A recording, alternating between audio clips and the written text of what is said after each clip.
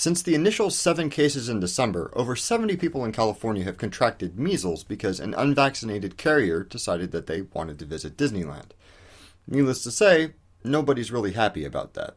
Fueled by the fear of resurgence of preventable deadly diseases, many have turned anti-vaxxers into sort of punching bags for both media and social commentary. Even Fox News has started railing against anti-vaxxers as being science deniers. That's Fox News.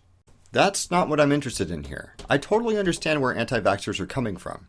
Being injected with substances that you don't fully understand, especially in an atmosphere where people are telling you that they might be harmful, is scary. Also, parents are intensely motivated to protect their kids, to feel in control of their welfare.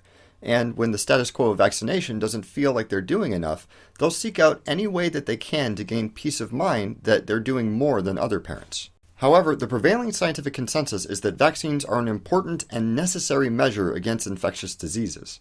The vast majority of medical researchers assert that the most commonly cited reasons for not vaccinating are either demonstrably untrue or reference risk factors that are considerably less risky than being unvaccinated.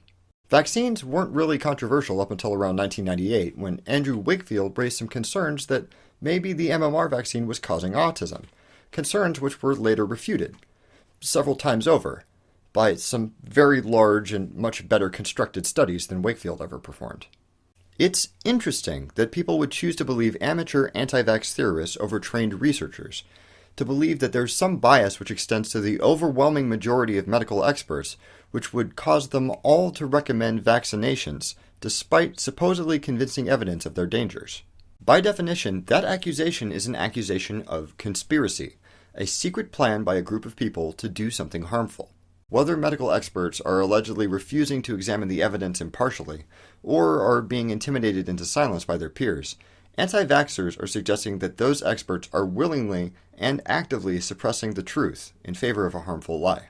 Now, to be perfectly fair, accusations of conspiracy are sometimes accurate. From President Nixon's underhanded political activity to the Church of Scientology's infiltration of the U.S. government, those things actually happen. But many theories about conspiracies require a certain pattern of thinking which makes it difficult to recognize whether they're actually plausible or of the tinfoil hat lizard people variety. So the question is, in order to decide whether or not to trust a particular scientific consensus, how might a discerning person decide whether an accusation of conspiracy is potentially true and deserving of further investigation, or just misguided crazy talk? What makes a bad conspiracy theory? Well, first, there's disproportionate weighting of evidence. A conspiracy isn't the only alternative to the official story. It's just one among thousands of potential explanations, each with their own degree of likelihood.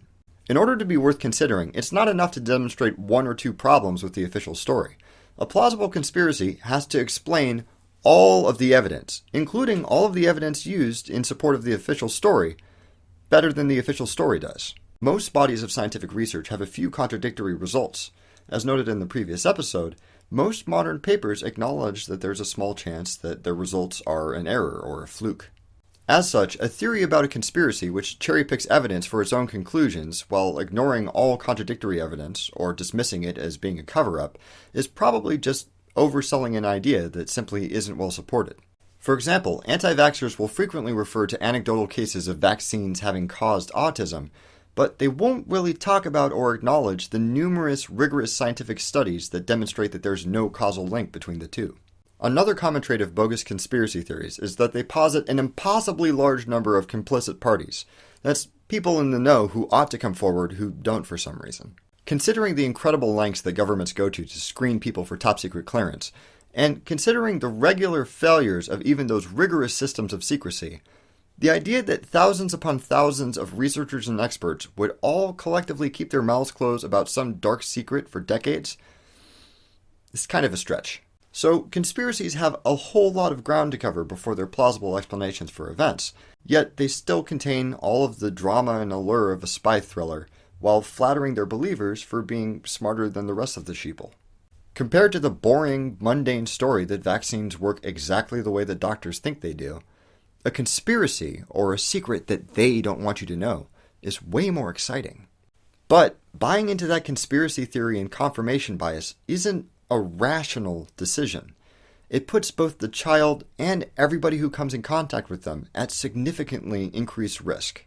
And the more resources that scientists have to pour into constantly reasserting accepted scientific principles in media and refuting any accusations of some sort of scientific conspiracy, the more dangerous the world those children live in becomes. After all, evolution isn't going to wait around for us to be ready for the next big disease, and it would be very helpful if we didn't also have to fight battles that we've already won. What's your favorite conspiracy theory? Is it actually plausible?